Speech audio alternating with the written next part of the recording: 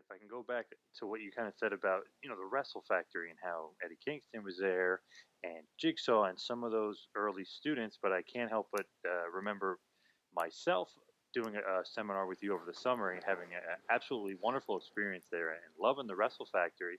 And then you kind of reminded everybody when they were there, your most popular and famous student is one of the best wrestlers in the world right now, Cesaro, aka Claudio Castagnoli. Hmm.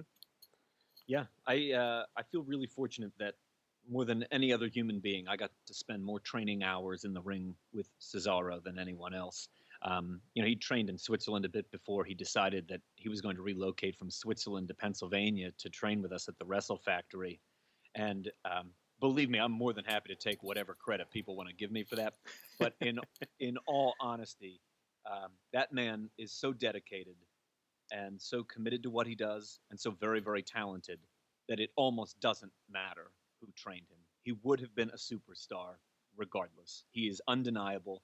Um, to be in the ring with him, I think you would understand it in 30 seconds. He's almost a force of nature. I have such respect and admiration for Claudio.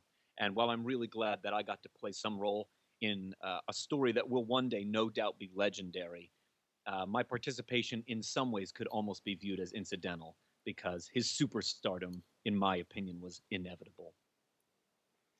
Absolutely. And then you also had guys, not really, I wouldn't say that you trained them, but, they were there with you in the Wrestle Factory. A guy like Chris Hero, who's kind of just an underrated, I'd say legend or amongst the smart fans for sure. Hmm. Yeah, I think that was right around the same time that Claudio had relocated. The very earliest tours of Europe that I was able to get on were really because of Chris opening that door for me. I think he cracked it open for American independent wrestlers. And when things flowed that way, part of the result was there was a flow back from Europe. And there was probably no more significant net gain of that than Claudio Castagnoli moving to the U.S. from Europe. And again, I want to say this too, referencing as well that very glowing introduction that you gave me.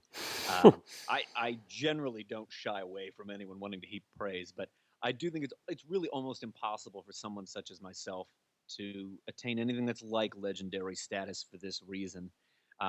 While I do feel at times that I am very respectfully revered by people that are in the know and really understand the craft and all of its facets, not unlike the two of you, to the world at large, what I've done and what I've made and the influence that I've had on things, I think, is kind of utterly irrelevant.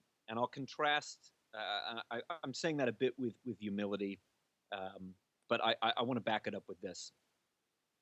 There's a series that you could watch on the WWE Network. It's called Breaking Ground. Have you guys heard of this? Oh, yeah.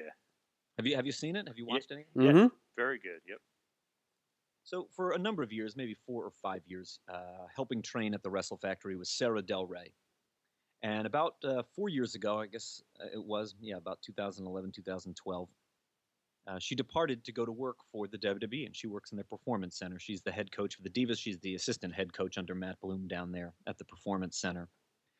When I see what they're doing down there and what Sarah's brought to the table, I can't help but smile because I see tomorrow's superstars being trained with a curriculum that I helped develop. That's the Wrestle Factory curriculum that I see on the screen when I watch that. And I can't help but feel a little bit proud that I got to play any kind of role in that. That contribution ultimately may be very insignificant, and yet I do find a degree of pride in that. And then I want to contrast that against this. You may recall maybe 3 years ago, I feel like it was shortly before they started doing, before NXT really got presented as its own independent brand. Do you remember the WWE had conducted a survey of its audience, specifically those people, fans who identified themselves as being an ardent pro wrestling fan? Do you remember this study? Yes, I do. Yep. Less than 2% of people who could say, I am an ardent pro wrestling fan. I have a voracious appetite for this art form. I love the trivia and the minutia of it.